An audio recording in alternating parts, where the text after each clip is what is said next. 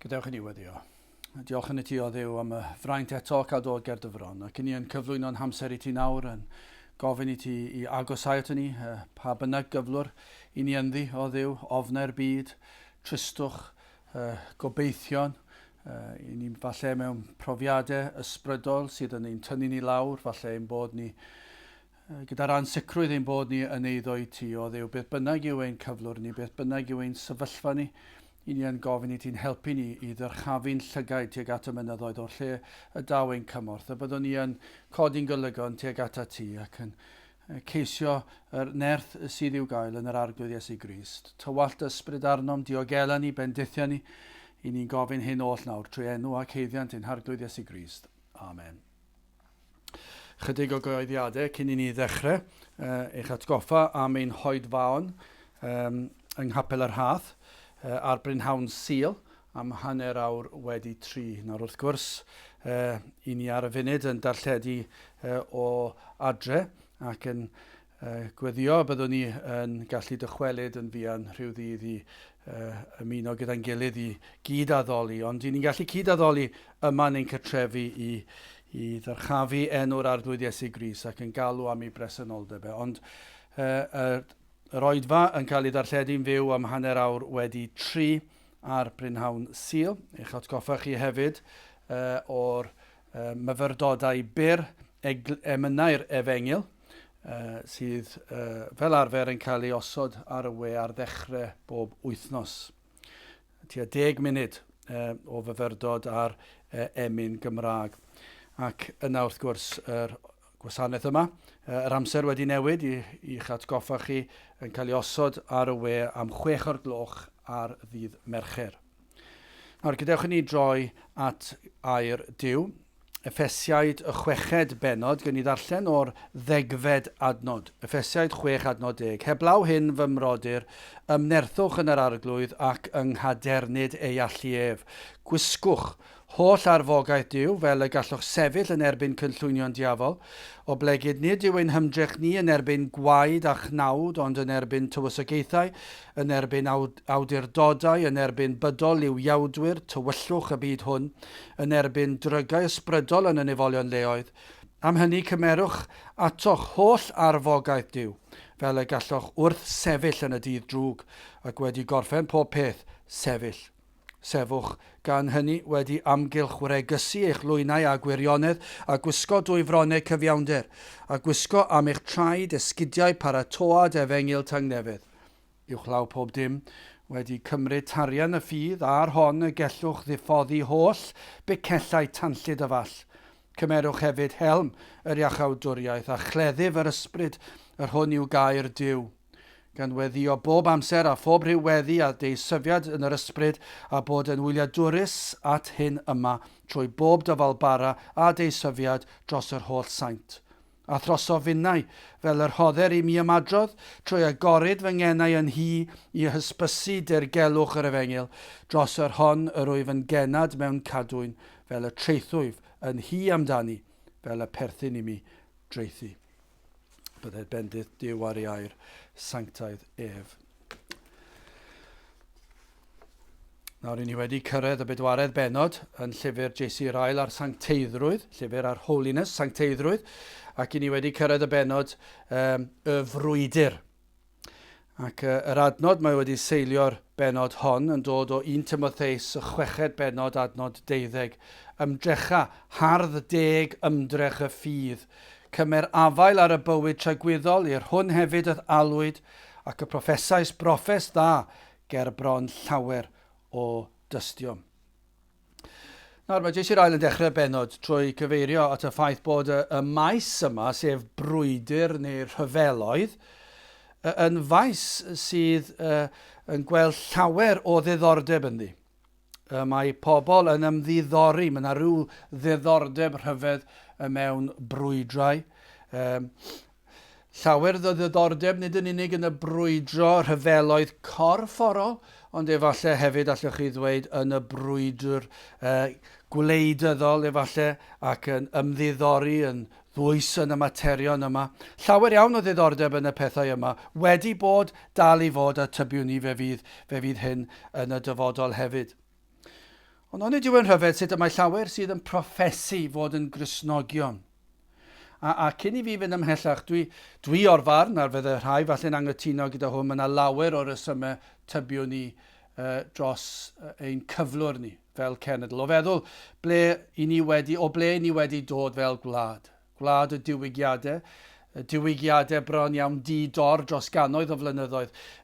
Gymaint o ddiwygiadau, mae rhai wedi dweud ein bod ein gwlad ni yma yng Nghymru wedi fendithio fwy gan Dduw nag unrhyw wlad arall ar wahân I Israel yn ystod cyfnod yr arglwydd Iesu Grist ei hun, ond dros y blynyddoedd a'r canrifoedd, I chi'n gallu gweld hanes ein gwlad ni, a'r holl fendithion, yr holl ddiwygiadau, yr holl brofiadau rhyfeddol, yr holl bregethwyr sydd wedi mynd ar hyd a lled y byd, yr holl emynau rhyfeddol I ni yn ei chanu sydd yn ein llyfrau emynau ni.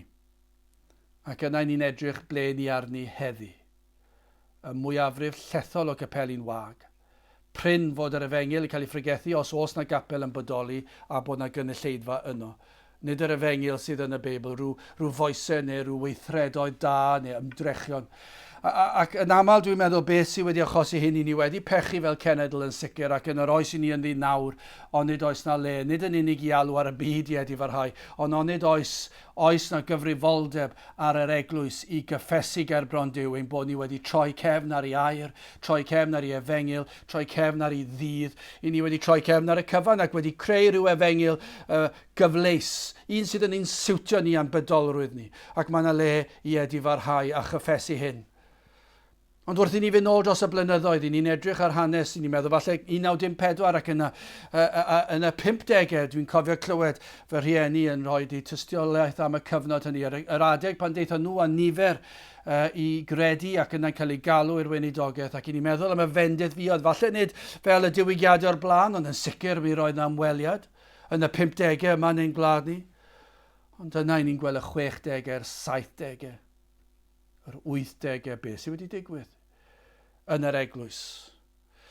I ni'n gwybod yn sicr y mae'r addoliad wedi mynd yn fydol iawn. I ni'n gwybod yn sicr bod y pwyslais ar air Duw I fod yn arwain I ni ac yn gan llawiau pendant I ni. I ni'n gwybod fod yr Efengyl wedi cael ei ddyfrio lawr. I ni'n gwybod bod hwnna'n wir. Ond tybio ni bod yna elfen fan hyn hefyd. Mae'r Cristion wedi dechrau brwydro dros pethau eraill. I ni'n gweld bod yna dduwiau eraill wedi dod mewn I fywyd y Cristion ac I fywyd yr eglwys. Y pwysigrwydd I frwydro ac I ddadle. Wrth gwrs mae yna le I ddadle gyda gwleidyddion ac I brotestio. Falle bod yna le. Dwi ddim yn gwybod I ba raddau. Ac I ni'n gwybod bod yna le I ddweud, wel, mae hwn yn anghywir a bod y llall yn anghywir. Mae yna le I hynny ac mae yna gyfrifoldeb ar y Cristion I sefyll o fewn cymdeithas. Ond fel eglwys, mae'r eglwys wedi mynd yn dda iawn I drafod materion cyfoes, cymdeithasol, problemau, protestio, brwydro, dadlau, sefyll dros ein hawliau ni. A mae'r eglwys wedi bod yn gwneud hyn. Ac yna, tra'n gwneud hynny, mae'r pwyslais wedi mynd yn bell I ffwrdd o bregethu'r Efengyl. Sut mae credu, beth yw Cristion, mawrau Duw, gogoniant Duw, sancteiddrwydd Duw. Mae hwnna wedi hyn fi'n cofio clywed blynyddoedd yn ôl, pobl yn gwneud hwyl am ben. Ein capel ni yma yng Nghaerdydd gyda'n nhad yn bregethu'r Efengyl bob nos Sul a llawer o adegau yn y bore hefyd ac yn ystod yr wythnos ac yn dweud, mae pregethu'r Efengyl yn ddiflas, mae eisiau ehangu tipyn bach. A fi'n cofio dweud hynny, mae hwnna tua 30 o flynyddoedd yn ôl. Dim syndod bod ein capel ni wedi gwacau. Os nad ydyn ni'n pregethu'r Efengyl, os nad ydyn ni'n byw yn sanctaidd ac wedi ymwahanio'r byd. Ac eto I ni wedi dod I chwarae gyda gwleidyddiaeth a wedi rhoi hwnna yn flaenllawn. Dydyn ni ddim yn dweud nad oes diddordeb yn y beth yna. Ac bod ni'n sefyll dros ein hawliau fel cenedl a dros ein iaith. Ni'n dwlu ar ein iaith, ni'n caru ein iaith ni. A wedi mynd a wedi gosod hwn. Mae dyma'r pethau pwysica. I ni'n gweld Cristnogion yn brwydro mwy dros y pethau hynny na dros cadw'r Sul a dros sancteiddrwydd ac ymwahanio'r byd.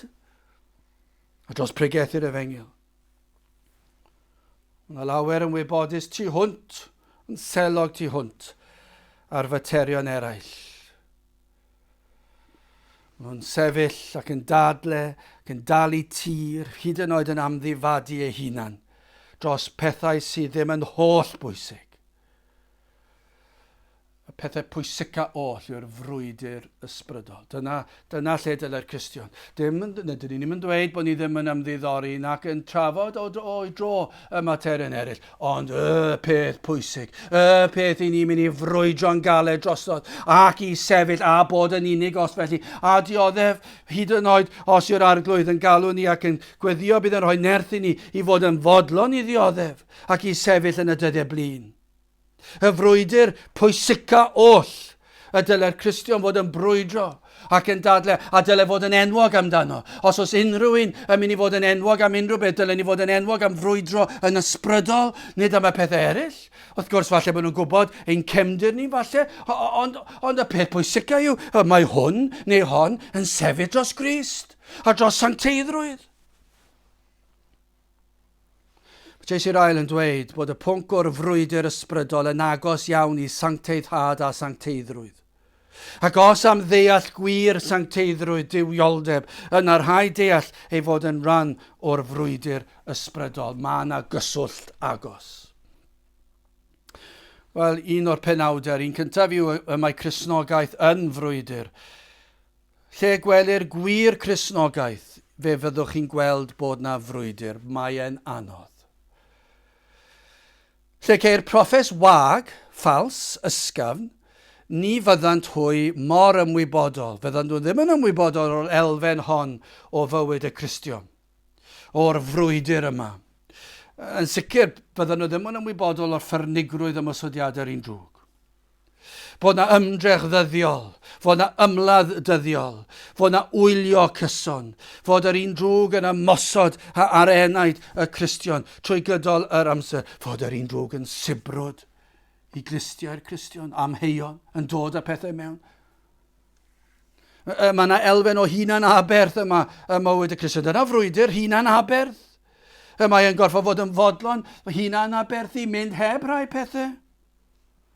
Mae'n gallu bod yn frwydr ffyrnig iawn ar y degau. O'r eiliad y daw enaid yn Cristion. Tan gadael byd amser y mae'r Cristion yn rhan o frwydr. Mae e'n anodd. Mae e'n gallu bod yn ffyrnig. A dywed Roel, does dim hawl i fyw bywyd o esmwythra Cristnogol. Does dim hawl gan y Cristion i godi draed i fyny a gorffwys. Mae'r frwydr yn erbyn y byd, y cnawd a'r un drwg. Wel, gadewch i ni edrych yn fyr ar rhai o'r agweddau yma. Yn erbyn y cnawd, y frwydr yma i'r Cristion. Ar ôl dod i gredu y mae Cristion dal yn bechadur, ond cofiwch yn bechadur sydd wedi faddau, ond mae e dal yn bechadur, mae e dal yn y cnawd, mae galon dal yn wan, mae dal dylanwadau'r byd ar y Cristion o'i amgylch. Ac felly mae'r cnawd yn wan. Ac mae angen ar y Cristion drwy'r amser i wylio ac i weddio am nerth gyda'i bersonoliaeth. Mae'n gorfod brwydro gyda'i bersonoliaeth. Mae hwnna'n broblemau gwahanol i bob un ohono ni. Fydd rhai ohono ni gyda ryw natur arbennig, ond gwendid fan hyn, eraill yn gryf fan hyn, ond yn wan fan draw. I ni'n gorfod gweddio am nerth, cyson, a dim yn unig i'r problemau sydd gennym ni fel arfer fel personoliaeth, ond efallai bydd yna rhywbeth newydd yn dod mewn. Fydd yr un drwg yn ein temptio ni, ein cnawd ni. Marc 14 adnod 38. Gwyliwch a gweddiwch, rhag eich myned mewn temptasiwn, yr ysbryd yn ddiau sydd barod, ond y cnawd sydd wan. Mae rhaid ni sylweddoli hynny. Dyma'r broblem yn aml, falle rhywun yn dod i gredu, wedi dod i gredu, ond falle ddim wedi cael ei ddysgu. A neb wedi dweud wrtho am yr elfen yma o'r frwydr yn erbyn y cnawd. Mae e'n frwydr cyson. Y byd, dyma chi broblem anferth heddi. Mae e'n frwydr dyddiol. Angen ymwrthod bob eiliad o'r dydd. Y frwydr at gariad o bethau'r byd. Hyd yn oed pethau da y byd. Hynny yw gorbwyslais ar bethau da. Mae yna rai pethau sydd yn dda ac yn dderbyniol i ni wneud. Ond os i ni'n rhoi gorbwyslais ar y pethau da hynny, yna mae yna broblem da ni. Fel pan ni'n bita, os ni'n gorfita, mae yna broblem. A os ych chi'n mwynhau gorffwys, chi'n gorffwys, ych chi'n mynd i fynd yn sal. Mae eisiau ymarfer corff. Ac felly os ych chi'n mwynhau ambell i beth, mae rhai pobl yn hoffi efallai cerdded y mynyddoedd. Ond os oes yna gorbwyslais as hynny, beth sy'n mynd i ddigwydd yw, maen nhw trwy'r amser i ffwrdd o'i teuluoedd, o'i capeli nhw. A dydyn nhw ddim yn dod nôl mewn pryd i'r cwrgweddi neu'r cwr pobl ifanc neu'r sil neu beth bynnag yw. Gorbwyslais ar bethau da, mae eisiau ni fod yn ofalus. Mae yna elfen fan hyn bod y Cristion yn gallu ofni gwawd y byd. Y deheuad i gael ein derbyn gan y byd. I wneud yr hyn y mae'r byd yn ei wneud efallai.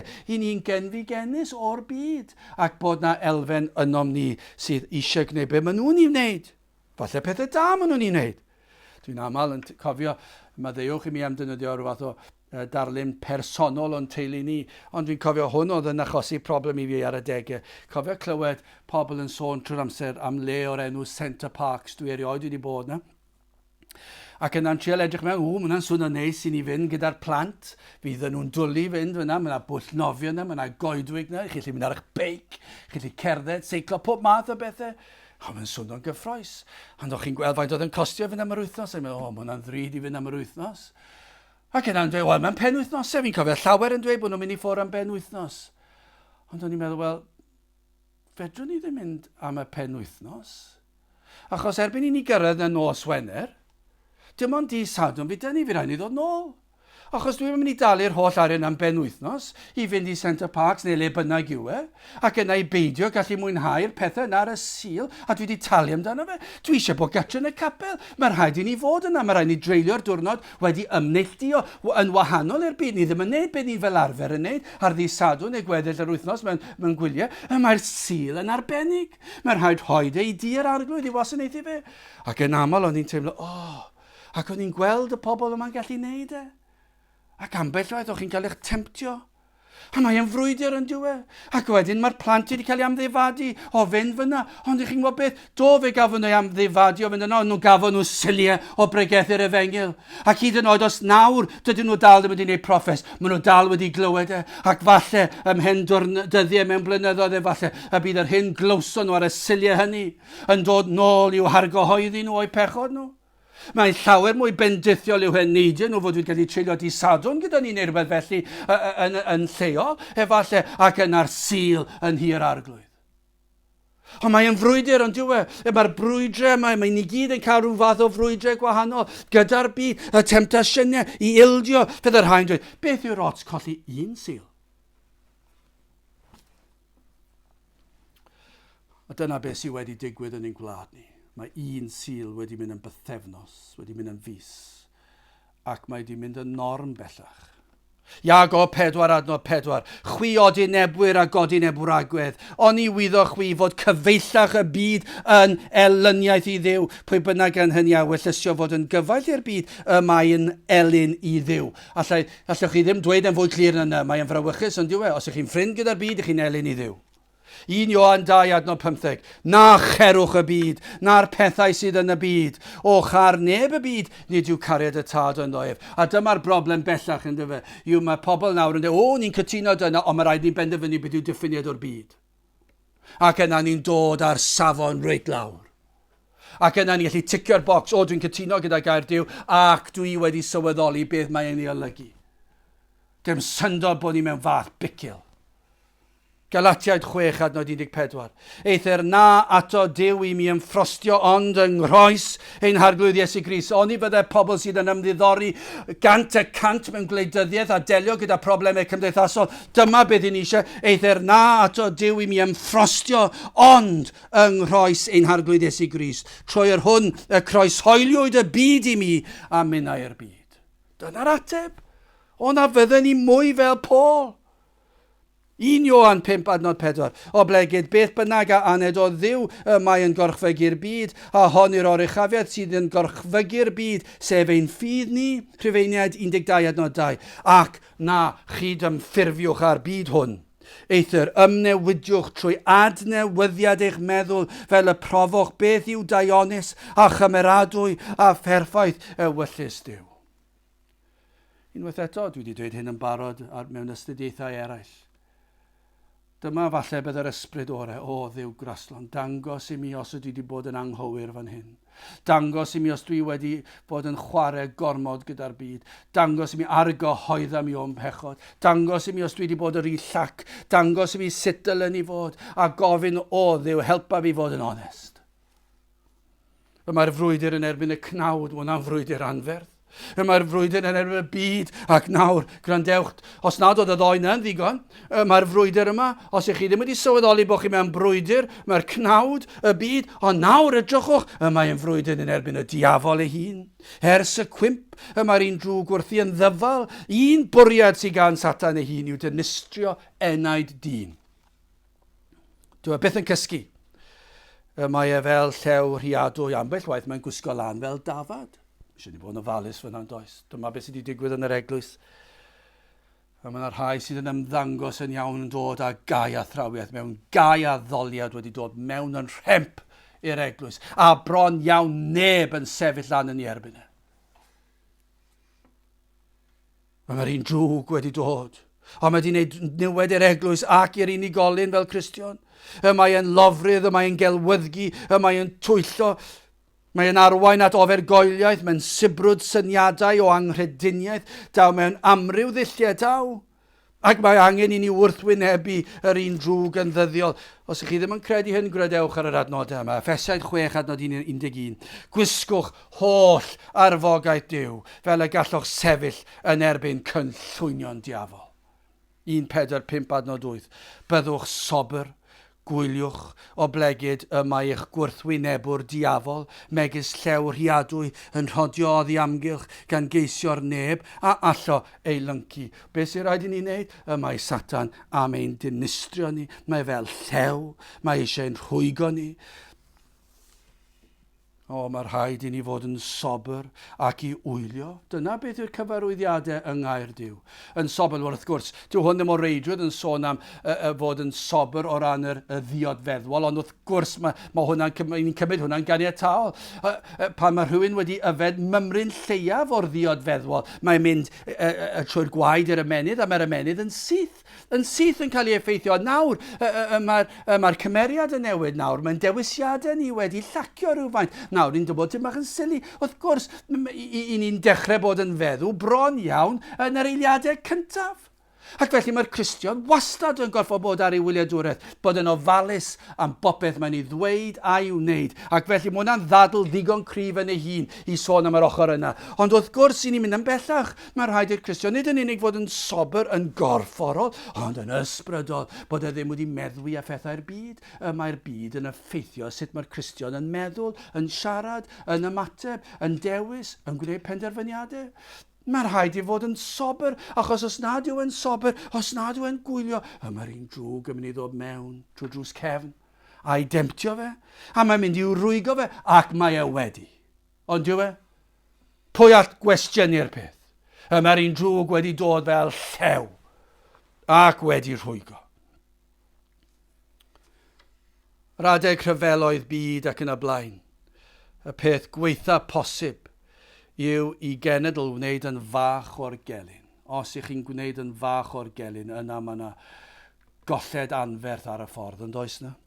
1 Timotheus 6:12, ymdrecha, hardd deg ymdrech y ffydd. Cymer afael ar y bywyd tragweddol, hwn hefyd y ddalwyd, ac y proffesais broffes da ger bron llawer o dystion. 2 Timotheus 2:3, tydi gan hynny y goddef gystydd megis milwr da i Iesu Grist. Os y'n ni'n Gristnogion, i ni mewn brwydr. Ac mae'r rhaid i ni fod yn filwyr.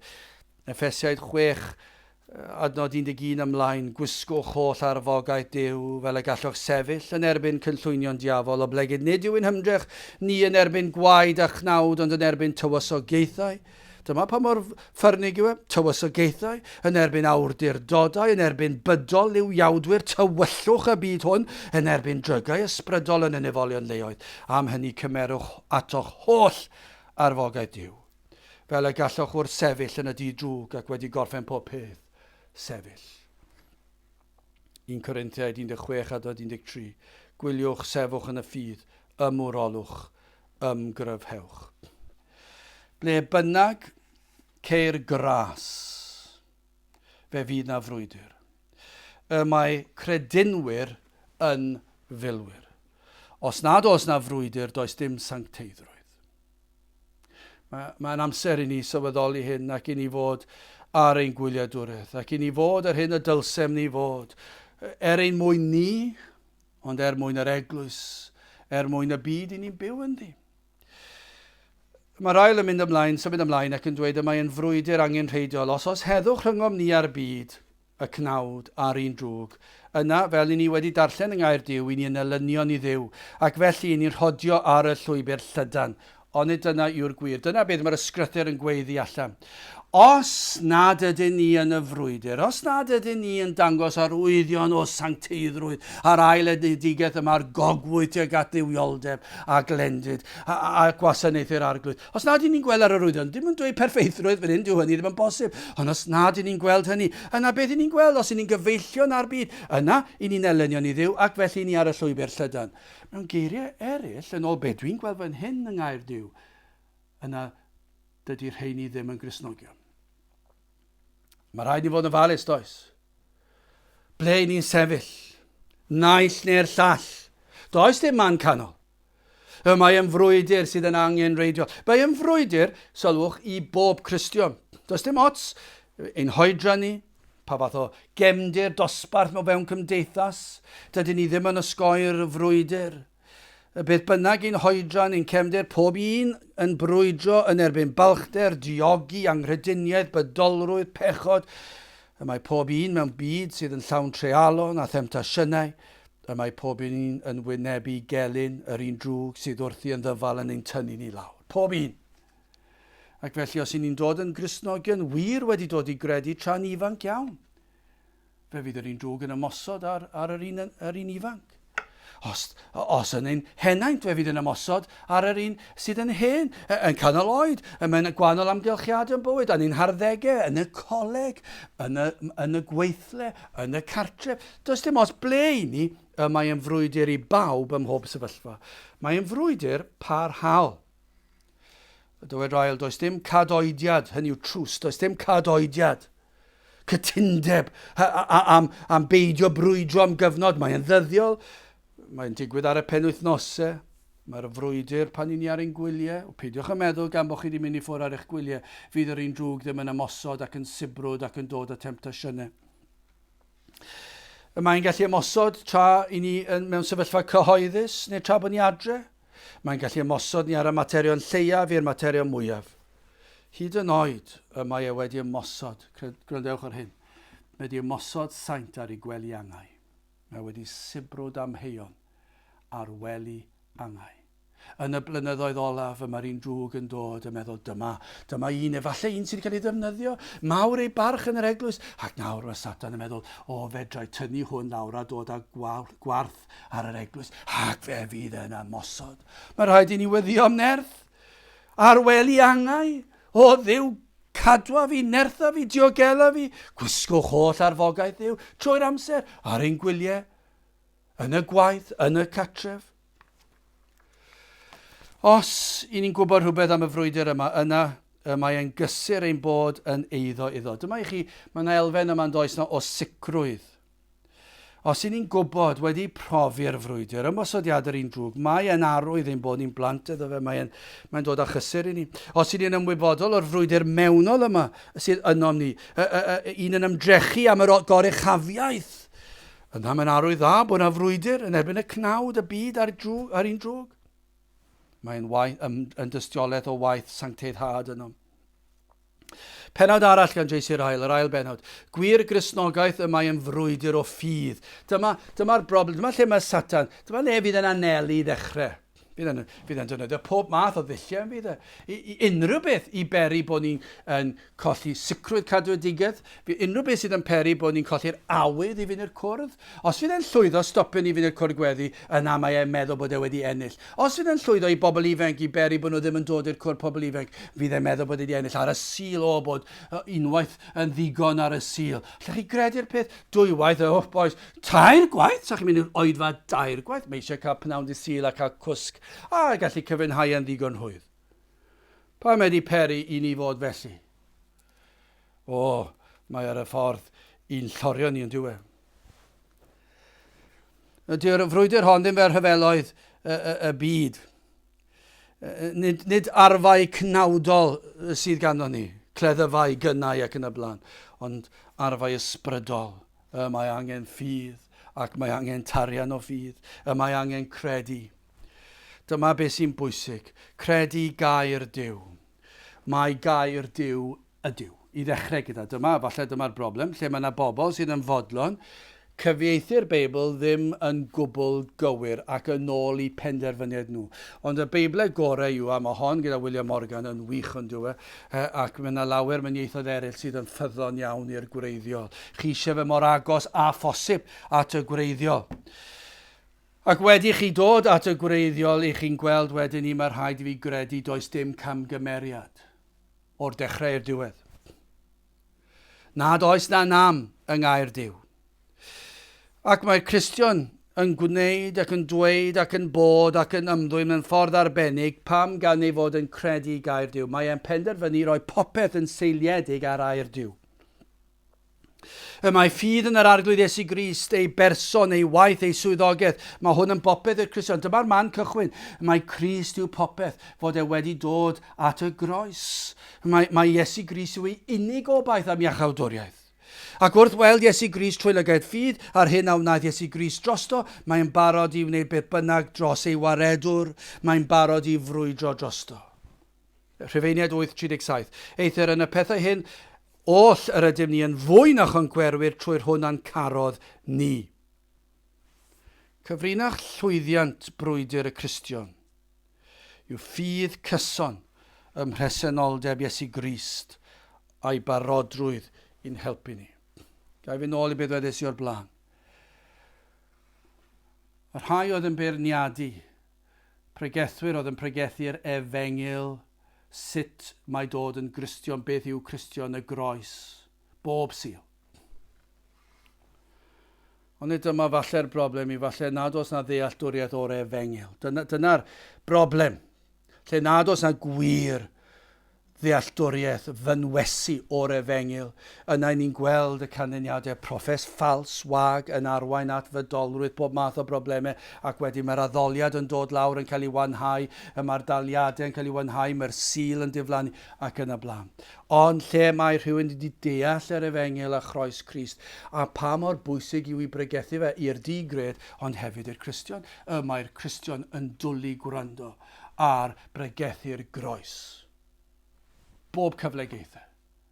Mwyn fe hunan, mwyn lloni'r enaid, i gofio beth sydd wedi digwydd i'r Cristion, i atgoffa fe. Dwi'n dyrchafu fy llygaid i fyny at yr arglwydd Iesu Grist. Fe sydd wedi fachu fi, fe yw popeth i mi, a mae fe atgoffa fi, dwi am rhoi fy mywyd i wasanaethu fe, ac felly mae'n bwysig i fi fel Cristion, heb sôn am efengylu bobl eraill, a mae yna gymaint o bwysigrwydd i bregethu'r Efengyl, ond i ni wedi hen droi cefn ar hynny. Hyd yn oed capeli sydd yn ddiwygiedig, maen nhw wedi hen droi cefn ar y pethau hynny, ac wedi hen droi cefn ar bregethu yn nerth yr ysbryd glân hefyd. Does dim syndod bod ni mewn fath bicil.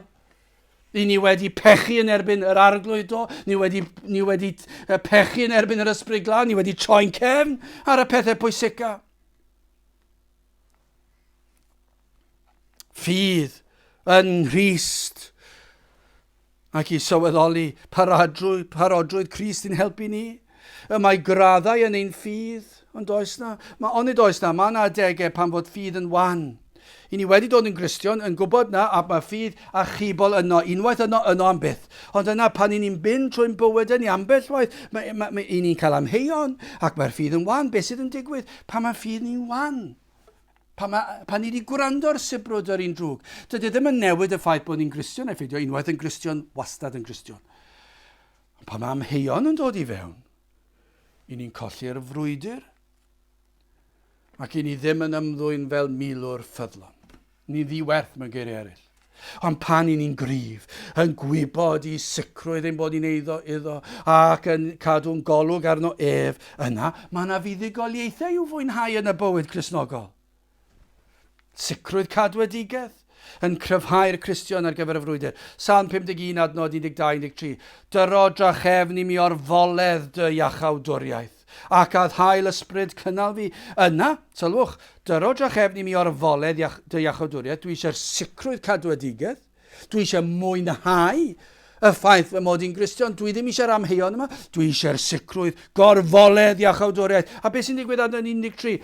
Yna y dysgaf dy ffyrdd i rai anwyr, a phechaduriaid a droi'r atat. Fe fydd na ffrwydd, fe fyddai'n yn cael fy nefnyddio yn y frwydr, pan mae yna ffydd a sicrwydd y cadwadigedd, pan mae yna amheuon, mae yna broblem ond os na, ni'n gwybod hynny o brofiad. Efesed 6:16, uwchlaw pob dim wedi cymryd tarian y ffydd, a'r hon y gellwch ddiffoddi holl bicellau tanllid y fall. O, dyrchafu tarian y ffydd. Pa mae'r un drwg yn sibrwd, codwch y tarian y ffydd, atgoffwch yr un drwg o'r adnodau. Yr adnodau mae'r arglwydd wedi rhoi i ni. Yr hyn mae wedi ddweud yn ei aire, ac bod e'n ffyddlon i'w aire, ac yna fe fydd yn taflu'r picellau tanllid neu ffwrdd. Y mwyaf o ffydd, y mwyaf o fuddugoliaeth a heddwch. Hebreaid 11:1. Ffydd yn wir yw sail y pethau yrydus yn ei gobeithio, a sicrwydd y pethau yrydus yn ei gweled. Mae'r benod o Hebreaid 11 yn sôn am fuddugoliaethau'r saint trwy ffydd, a llenwch y benod pan fydd amser. Yr eglwys, hanes yr eglwys, gweision yr arglwydd, trwy ffydd, yn ymddiried ac yn cael ei nerthu, yn barod i farw dros yr Iesu. Pan maen nhw'n credu. Mae'n anhygol yn diwedd. Gwyddiwn ni am nerth i fod fel rhain. Pan fydd yr arglwydd yn galw arno ni sefyll, rho nerth i mi sefyll beth bynnag y canlyniadau. Mae'r ail yn disgrifio pobl fel Wesley a Whitfield, a llawer mwy a wynebau gwawd a dirmig a chasineb. A hyn oedd yn syfrdanol. Fe wynebodd rhai o'r rhain erledigedd o 9 allan o bob 10 o broffeswyr Cristnogol. 9 allan o 10 o'r eglwys yn eu cyfnodau nhw. Dwi ddim yn bell o hynny nawr nag yw e. Y mwyafrif llethol o'r eglwys, bellach, wedi hen droi cefn, ac yn byw bywyd mor debyg i'r byd, ac yna rhai fel rael wedyn ni yn dyrchafu'r neges, ac yn ei gwawdio, yn ei dyrmygu, yn ei cysau.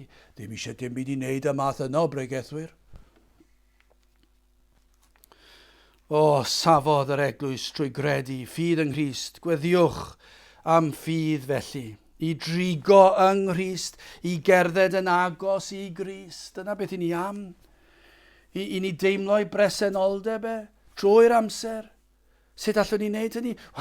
Darllen i air yn ddyddiol, myfyrio ar ei berson siarad a'n harglwydd ni yn ein amseroedd tawel a thrwy gydol y dydd, mynd ac yn gwneud mwyaf o moddion gras, mynd i'r cwrddau gweddi, cwrddau pobl ifanc, oedfa'n pregethu, trwy gydol y Sul. Wneud y mwyaf bob un cyfle. Cynadleddoedd, dod i'r rhai sydd yn ddiwygiedig a dod am lle mae'r gair yn cael ei chyhoeddi, cefnogi gweision yr arglwydd, bod yna. Mae'n anodd credwch i fi pan ych chi'n mynd i Nghapel a mae'n wag. Mae'n help pan ych chi'n gweld Cristnogion yna. Ac dim dim ond i weld Cristnogion bod cynulleidfa ydych chi'n bregethu. Mae'n anodd yn y dydau mae i bregethu, ond o leia mae'r meddwl, dychymyg y meddwl yn gallu meddwl, mae yna bobl efallai fydd yn gwrando. Ond yna pan ych chi'n mynd i Nghapel ac yn gweld un neu ddau yno, ambell waith mae'r un drwg yn dod â digolondid i fewn. Felly dewch, cefnogwch, calanogwch gweision yr arglwydd. A nid yn unig bod yna ymddangoswch fel bod diddordeb da chi. Bo chi'n cytuno, bo chi'n gweddio dros y bregethwr. Achos dyma'r pethau sy'n cryfau'r eglwys. Wel, yn olaf, na i trial bod yn sydyn fan hyn. Gwir Gristnogaeth yn drydydd. Mae e'n frwydr da ond diwedd. Dyma chi frwydr. Dyma'n aml chi'n gallu galw brwydro ac ymladd yn dda, ond fan hyn chi'n gallu. Dim ond un brwydr gellir galw'n dda, hynny'r frwydr dros Gris, dros yr enaid, brwydr ysbrydol. Ni ddylid neb ddechrau'r bywyd Cristnogol heb wybod am y frwydr hon. Dyma beth sy'n bwysig. Dyma lle mae yna rhai yn pregethu ac yn rhoi'r Efengyl, dewch at Gris a fydd popeth yn iawn. Na, fydd na frwydr.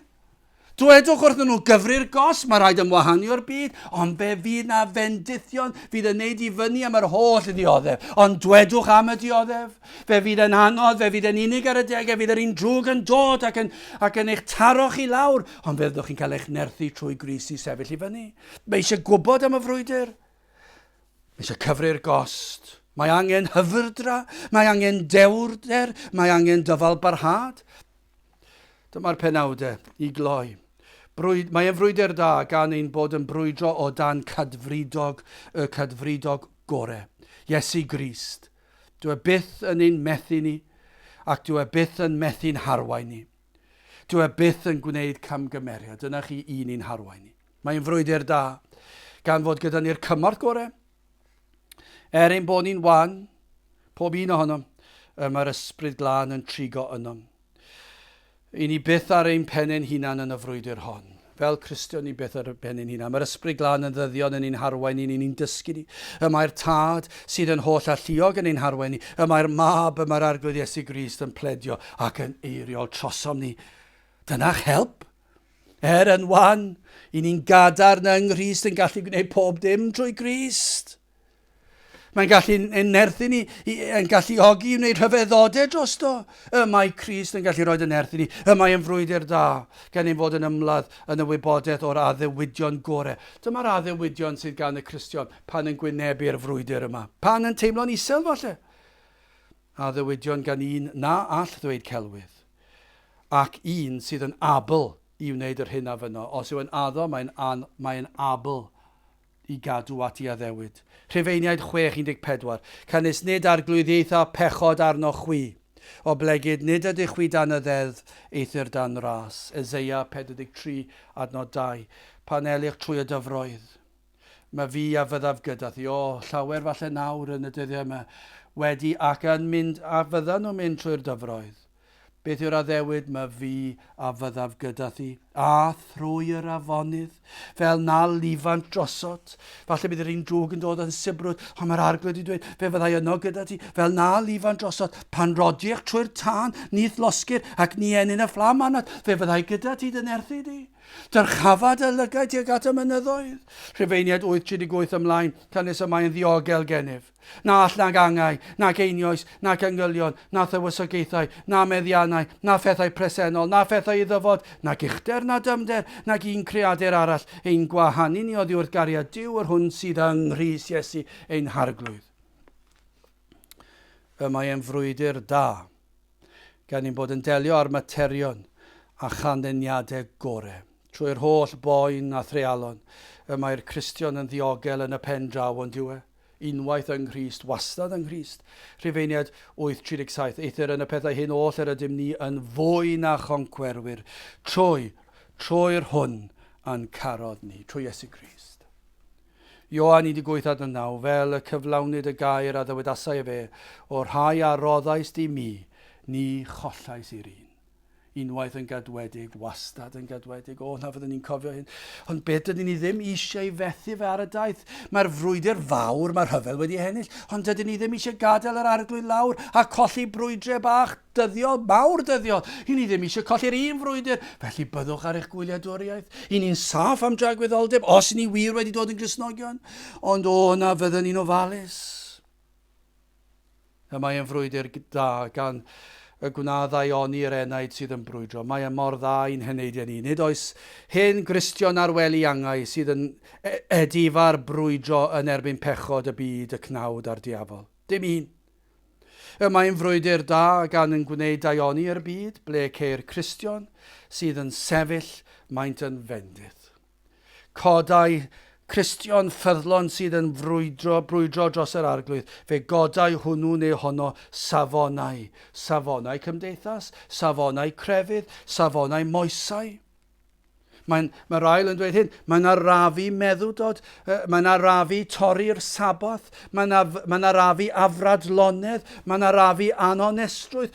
Ni wedi cyffwrdd hwn yn barod. Mae'r Cristion o fewn cymdeithas sydd yn brwydro ac yn codi tarian y ffydd ac yn cadw olwg ar Grist ac yn mwynhau bresenoldebau ac yn ymladd yn erbyn y cnawd a'r byd a'r diafol. Mae hwn yn cael effaith o ddaioni a'r rhai o'n gwmpas yn yr ysgol yn y dosbarth.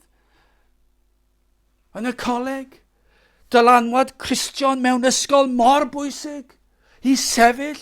Dylanwad Cristion mewn coleg mor bwysig yn y swyddfa, yn yr ysbyty, yn y cartref.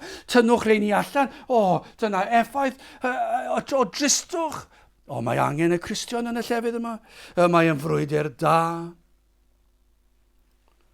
Gan bod presenoldeb y Cristion yn fendydd pa le bynnag y mae. Mae'r byd, hyd yn oed gelynion Cristion, yn teimlo rheidrwydd i barchu Cristion sydd yn sanctaidd. Falle'n cysau nhw, ond fe fydden nhw yn eu parchu nhw. Mae'n frwydr da, gan fod na ddiweddglo gogoneddus, fod na wobr yn y nefoedd. Tu hwnt un dychymyg yw yr hyn sydd o'n blaenau ni. Dydyn ni ddim yn gallu dychmygu, ni'n gallu darllen gair Duw am rhyfeddodau tragwyddoldeb. A pan fydd e'n golchi pob ryw. A fydd diwedd ar bechod, ar brwydro dyddiol a phechod, a'r cnawd, a'r byd, a'r diafol. Fydd yr un drwg ddim yn gallu ein temtio ni mwyach, ddim yn gallu ymosod, ddim yn dod â digolondyd ar ein traws ni mwyach. Ac yna fyddwn ni gyda'n gwaredwr am dragwyddoldeb. 1:4-4, a phan ymddangosa'r pen bugail, a chwi a gewch dderbyn aniflanedig goron y gogoniant. Dyna i chi ddiweddglo. I orffen mae Rael yn cyfeirio at y digred, at y proffeswyr ffals. Falle sydd yn brwydro am bethau'r byd, am arian, am boblogrwydd, am statws, am bleser falle. Ac mae'n eich rhybuddio chi fe fydd yn arwain at ddistriw ac at dristwch. Mae'n miliynau wedi gweithio'n galed i cael swyddi da ac i cael arian ac i cael cydnabyddiaeth, ond i tynged tragwyddol yn driennus. Maen nhw wedi hen droi cefn ar Dduw ar ei air, mwyn cael pleserau'r byd, sydd dim ond am dymor. Ac mae'n gorffen drwy dweud wrthyn nhw, na fyddwch chi yn ceisio'r Iesu, ac y byddwch chi yn ymuno yn y fyddin yr arglwydd Iesu Grist, a byddwch chi'n cymeryd y groes i fyny. Fel nes i gyfeirio ar y sil, mae yna rhai proffeswyr, falle sydd wedi dod i glyw ar Efengyl iawn, ond i gweld bod y disgwyliadau'n ormod, ac wedi troi at ryw Efengyl arall neu at llwyr i'r byd, ond beth bynnag yw'r byd yw'r cyfan. Be mae'r ail yn dweud, cymerwch y groes i fyny. Dewch at Grist. Ac wrth ddod ato, ac wrth ymuno yn y fyddin, ni fydd yr arglwydd yn troi neb i ffwrdd. Peidiwch ofni dod at Grist. Ac i'r Cristion. Efallai at yr un sydd yn barod yn brwydro ac yn ymwybodol o'r frwydr, mae'n dweud hyn, cofiwch wisgo'r holl arfogaeth Duw. Dydyn ni ddim yn gallu cael gwared ar un rhan ohoni. Darllenwch Effesiaid pennod 6 ac gwrandewch, dwi newydd bod yn gwrando ar Dr Martin Lloyd-Jones ar Effesiaid ar ei bregethau fe, ac dwi newydd orffen y 6 bennod. Ac y rhybydd i wisgo'r holl arfogaeth. Mae'n angenreidiol. Darllenwch llyfrau Lloyd-Jones ar yr arfogaeth ysbrydol. Mae eisiau ni wisgo bob bore wrth i ni ddeffro gwisgo'r arforgaeth ac wrth i ni fynd i gysgu, mae rai fe fod arno ni yn does. Mae rai fe fod arno ni trwy'r amser. Trwy'r amser mae rhaid i ni gofio nad ydyn ni'n tynnu dim un i ffwrdd. Mae'r rhybuddio bod rhai wedi ymddangos yn y frwydr yn gadarn ar y dechrau. Yn uchel eu cloch yn gweiddi dros y lle i gyd bod nhw wedi dod i gredu. Ac yn dweud am yr hyn awn naint. Ac eto, ymhen amser wedi hen droi i ffwrdd o'r frwydr, pan oedd y frwydr yn costio, falle pan oedd yn golygu bod nhw'n colli ffrindiau, falle pan sylweddolon nhw bod nhw ddim yn mynd i gallu colli'r sil, falle pan yn sylweddoli bod nhw'n mynd gallu mwynhau'r partïo, neu falle yn sylweddoli bod nhw ddim yn gallu cael swydd cystal, neu falle bod ddim gymaint o arian dod mewn ac fe mae'r frwydr yn cael ei cholli. Falle yn profi doedden nhw ddim wedi deall yn y lle cyntaf. Mae hwnna'n bosib ac i rai falle bod nhw wedi gwrthgilio. Gwyliwch. Cofiwch fod llygaid ein gwaredwr arnom ni ddydd a nos ac fod ef yn un sydd yn cydymdeimlo â ni. Hebreaid 4:14. Gan fod wrth hynny i ni archoffeiriaid mawr, yr hwn a aeth i'r nefoedd Iesu mab Duw glynwn yn ein proffes. Cofiwch i ferddiannau fynd o'n blaenau yn fuddigoliaethus. Cofiwch, mae byr yw'r amser bod yr ail ddyfodiad yr Iesu yn prysur agosau. Fe ddaw terfyn yn fuan i'r holl frwydro a'r cnawd y byd a'r diafol. Fe ddaw terfyn ar dristwch ac ar bechod. Gweddiwch am nerth i sefyll, mawl a chlod yw enw ef. Ddarllenes i y bore yma roedd Spurgeon yn dweud am frwydr, yn digwydd bod yn sôn am y frwydr.